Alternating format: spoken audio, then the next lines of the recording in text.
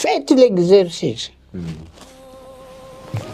Il est interdit aux filles, aux femmes en règle, de toucher aux plantes. Aux plantes? Quand elles touchent aux plantes, une plante verdoyante, et qu'elle est en règle, la plante doit s'assécher.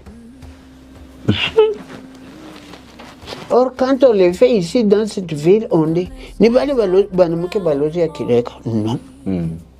Moi, j'ai vu un efflué à côté de ma maison, sur lequel des enfants de l'école primaire grimpaient pour marauder des fruits, des nèfles. On appelle ça mzetoun, par erreur.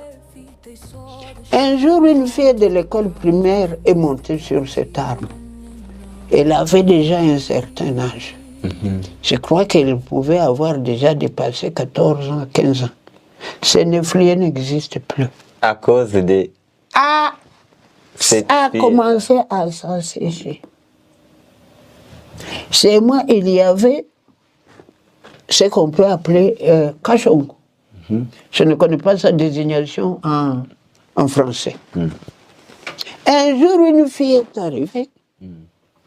Au lieu que l'on cueille pour elle, on lui a autorisé à cueillir elle-même. Vous pouvez aller voir chez moi aujourd'hui. Il y en a pris aussi, les cachons. Il est en train de s'assécher, alors que tous les autres sont verdoyants et chargés de fruits. Quand vous dites aux gens que c'est comme ça, ils disent, quel est le rapport? Mais c'est comme ça. Prenons ce qu'on appelle le ficus. Oui. Mutudu. Mutudu. Oui. Quand une femme touche à cet arbre-là, elle devient stérile. Les moutoudou. Donc les femmes doivent éviter d'être en contact avec les moutoudou. Doivent demander à nous, hommes, de leur donner ce dont elles ont besoin sur le moutoudou. Oui. Vous tel que vous êtes là, si on vous donne une hache aujourd'hui et qu'on vous demande d'aller abattre les ficus qui se trouvent dans l'enceinte de l'hôpital Ro à Tiriri. Oui.